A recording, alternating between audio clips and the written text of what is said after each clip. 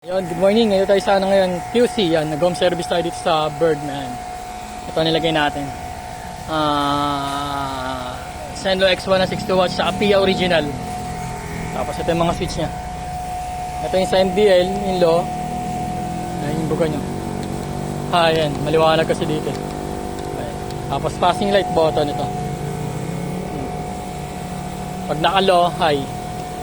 Tapos pag naka-high, low. Pag naka-off, sabay. Tapos sa busina, ito tinago natin. Ayun, stock. Then loud. Tapos, ay siya.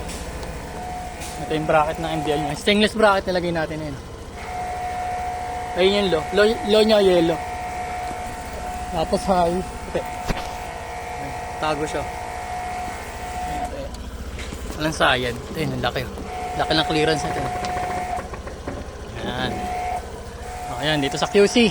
Ayun lang. Thank you.